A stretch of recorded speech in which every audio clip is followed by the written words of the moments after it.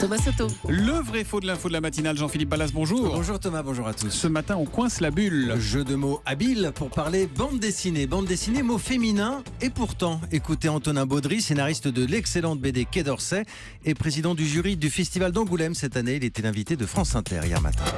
Dans l'époque où on est, il y a beaucoup plus de femmes auteurs qu'il y en avait il y a 20 ans ou 30 ans. Il n'y a pas encore énormément, il faut dire les choses comme elles sont. Oui, alors le chiffre qui circule et qu'on m'a donné, et qui est sur mon Inject, c'est 12,5%.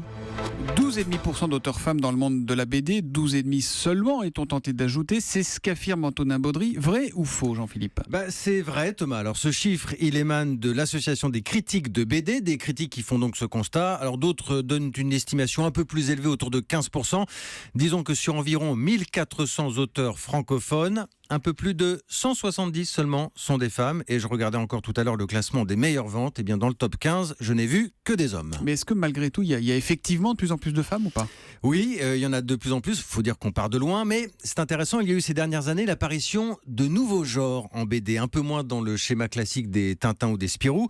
Davantage ce qu'on appelle le roman graphique. Alors je ne suis pas un expert, mais c'est plus intimiste. Et là, les femmes se font leur place avec de beaux livres. Il y a eu notamment Persépolis de Marjane Satrapi. Magnifique. On a aussi, là aussi c'est un phénomène intéressant, de plus en plus de blogs avec Pénélope Bagieux notamment. Alors je pourrais vous parler aussi de Florence Sestac, de Catel Muller, de Tiffaine Rivière. Des femmes auteurs de BD, il n'y en a pas beaucoup, mais il y en a quand même. Mais au-delà des femmes, c'est un gros marché la bande dessinée en France ou pas ? Oui, c'est un gros marché Thomas. D'après les chiffres de Livre Hebdo, les ventes cumulées ont progressé en France en 2015 à près de 5,5 millions d'exemplaires. C'est pas rien, alors ça dépend aussi des gros cylindrés qui sortent.